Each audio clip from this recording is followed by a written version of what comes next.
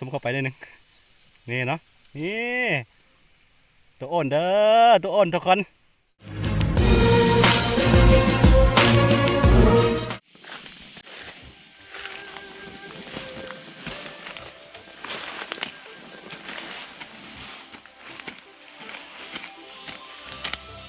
ไอ้ยังไม่กินเนาะ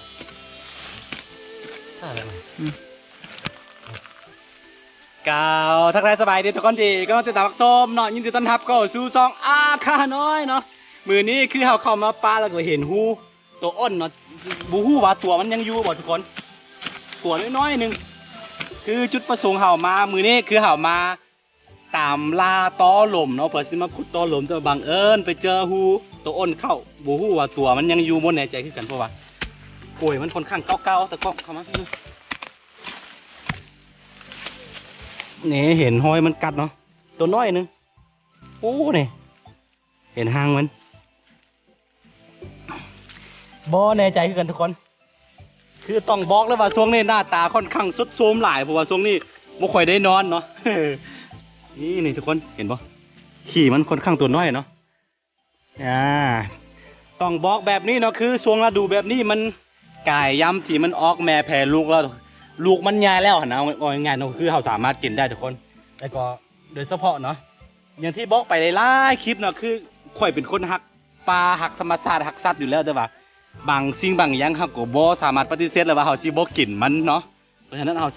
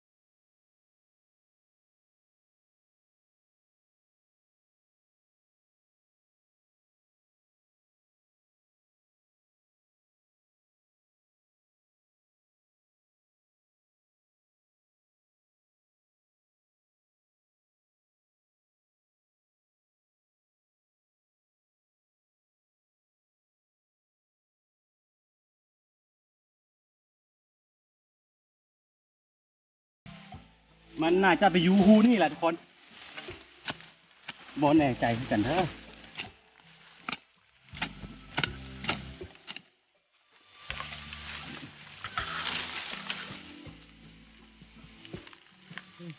อาจ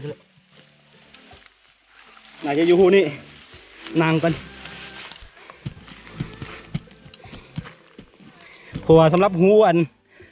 สำหรับอ้นกลางหรือว่าอ้นดอกแขมตัวนี้เนาะเวลาถึงจุดที่มันจะอยู่มันจะเอาดินอัดหูมันไว้นะนี่ตอนนี้มันอัดหูไว้แล้วแสดงว่ามันอยู่แน่นอน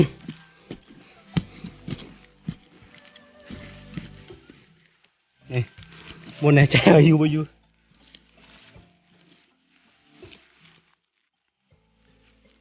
น่าจะอยู่ทุกคนอยู่ ตัวน้อยๆหนึ่งทุกคนเห็นแล้วตัวน้อยๆนึงเนาะคือน่าจะแมนหาโกแงกแม่มันมานี่แหละอย่างที่บอกไปเมื่อกี้เนาะถ้าดูนี้มันบอกลูกเลยแหละมันจะลูกมันใหญ่แล้วก็มันสามารถออกไปหากินเองได้แล้วนี่เดี๋ยวเทียบเบิ้งเนาะตัวน้อยๆหนึ่ง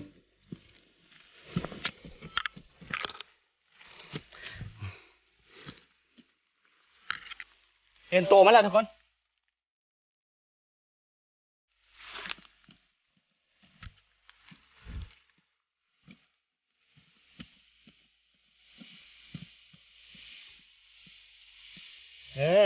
ตะกล้องแล้วพี่ ง่ายๆหนึ่งหน้าฝนไว้ด้วยค่อนข้างง่ายเลยทุกคนบอกว่าตัวน้อยตัวใหญ่นี่มันนำบ่เห็นเถอะเห็นปะโอเคเดี๋ยวแป๊บนึงเห็นแล้วทุกคนง่ายๆเนาะ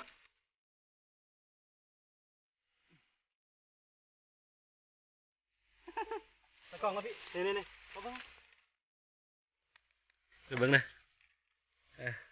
นี่ซูมเข้าไปนิดนึงนี่แหละทุกคนน้อยๆหนึ่งเนาะ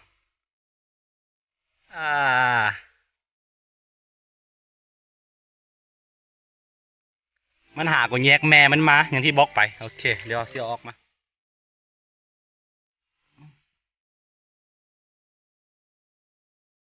โอ้ตัวน้อยเกินโอ้แต่ว่าค่อนข้างเอาออกยากเลยพี่น้อง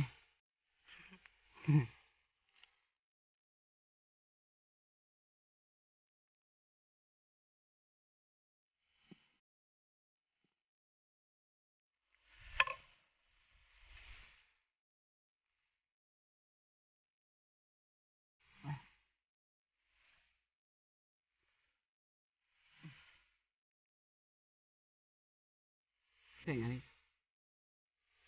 ตัวน้อยๆหนึ่งเลยทุกคนเอ้ย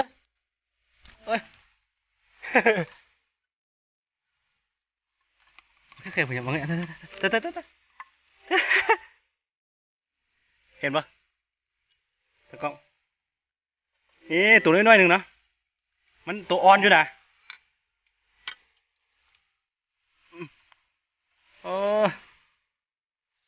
ตัวอ่อนเห็นปะนี่แหละทุกคนตัวน้อยเนาะตัวน้อยอย่างที่บอกไปมันหากว่าแยกแม่มันมาตัวผู้ตัวแม่ผู้จักนี่นะครับขุดไปประมาณ7 นาที5 นาทีนี่แหละก็ได้มาเนาะตัวน้อยๆนึงอย่างที่บอกไปเฮาเบิ้งสังเกตจากขี้มันแล้วหูของมันนี่หากว่าแยกแม่มันมาบ่ฮอด2 อาทิตย์เลยแหละเบิ้งแม่เนี่ยตัวทั่วไปแล้วตัวอ้นอยู่ป่าเนาะมันค่อนข้างดุเลยทุกคนค่อนข้างดุแล้วก็ค่อนข้างแบบจับอย่างนี้บ่ได้นะอันนี้ยังเป็นตัวน้อยอยู่เนาะนี่โอเคอย่างที่บอกไปคือสัตว์พวกนี้